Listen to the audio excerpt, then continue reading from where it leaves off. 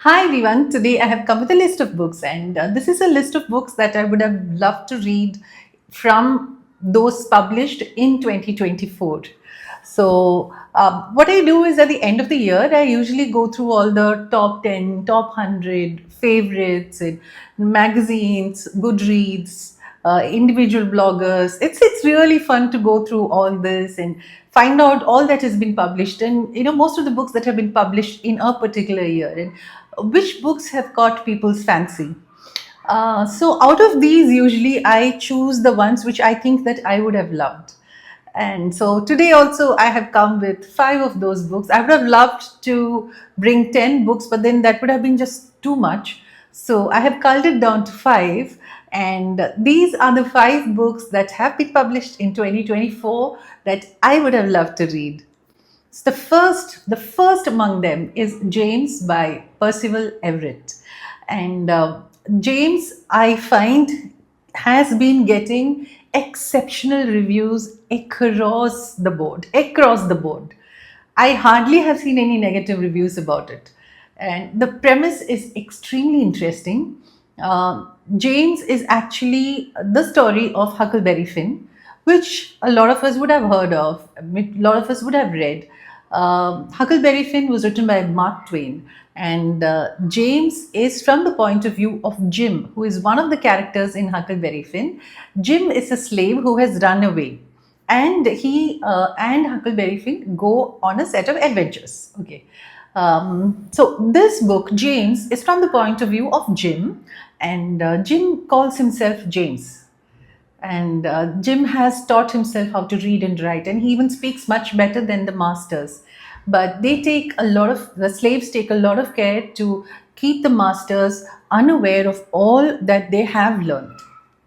So Jim is a serious book, and Jim is a serious look at the fate of slaves in those days, and it should be a very interesting read. There is some humor in that because Percival Everett is a very witty writer, so there is a bit of humor in that, but the whole scenario of looking at a much loved classic from the point of view of someone totally unexpected, that will be a lot of fun to read, I believe. The next one, number two on my list, is The God of the Woods, written by Liz Moore. This is a thriller, and according to what I've read, it's an unputdownable thriller. So, this is set in 1975. And what happens when a child goes missing in a summer camp? A teenager goes missing in a summer camp, and that teenager is the daughter of the owners of the summer camp. And what is extremely strange is that the older son of the same couple had gone missing many years back.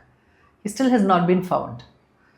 So the storyline follows the characters and what is being revealed about their lives, the secrets that are revealed. Liz Moore's God of the Woods seems to be a fantastic thriller, and it's about women and survival and how they protect those whom they love.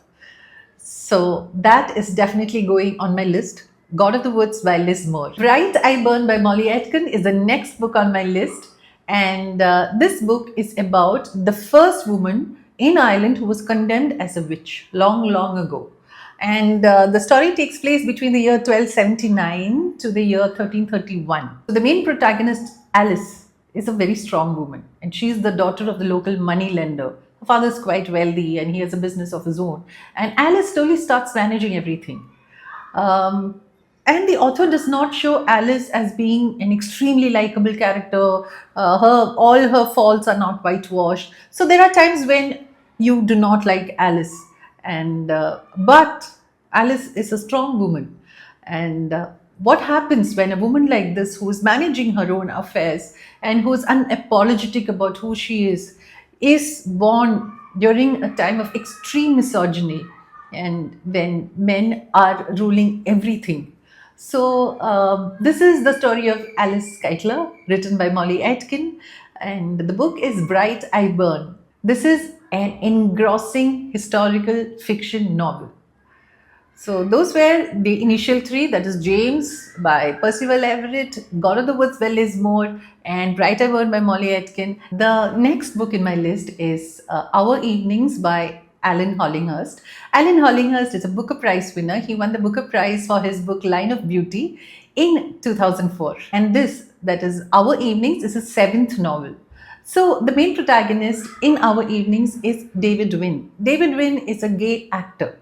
And when the story starts, David is slightly older. He's become quite famous. And he's coming to know about the death of somebody he knew during his childhood. And then we are taken right to David's childhood and how he gets through life. And David is of English Burmese origin, and he's been brought up by a single parent, his mom. And his mother is a very, very strong character. She stands with him, and she's also very uncompromising on the way she leads her life, which itself is an example for David. So she stands with David with all that he goes through. David is sent to boarding school, and what happens to him and how he navigates through life is the story of Our Evenings. And I have heard a lot about Alan Hollinghurst, and I'm waiting to read this book, Our Evenings by Alan Hollinghurst. The last book in my list is All the Colors of the Dark by Chris Whittaker. This again is historical fiction with elements of a thriller thrown in. The story again starts, the story starts in 1976, and it spans decades to 2001. The main protagonists are two children, Patch and Saint, and it follows them from when they were children to their adulthood. And when the story starts again, there is a small town in America where Patch and Saint are living, and girls start going missing. And once the daughter of a very wealthy person is almost taken, but Patch is the one who saves her. So there is a kind of love story in all this. There is a thriller in this. There is historical fiction in this. So it's a combination of all these factors. It should be great reading. All the Colors in the Dark by Chris Whittaker. So those were the 5 novels of 2024 that I would have loved to read. I hope that I will get to read it, especially James. I'm really looking forward to reading James by Percival Everett. And then there is God of the Woods by Liz Moore, which sounds an exciting thriller. Then we have Our Evenings by Alan Hollinghurst, which again I somehow feel is one of those books which will draw you in and which will make you feel very comfortable as you are reading it, as you're reading about events that are really not very happy, and which when you're reading about people dealing with the challenges of life. And then we have Bright I Burn by Molly Atkin, which is again historical fiction. I'm finding that I'm gravitating towards historical fiction a lot this time. I should have just said historical fiction, a list of historical fiction that I would have loved to read. And the last book, which is All the Colors of the Dark by Chris Whittaker. I hope I get to read at least some of these. And if I do, I will definitely be coming back to you with reviews. And if there are books like this that you have been keeping in mind, if you have been putting into your TBR, if you have been listing as the books that you would love to read, do let me know. There are so many books out there that sometimes I feel that when will I ever get time to read it? And then I console myself by saying that it's okay, I just want to read.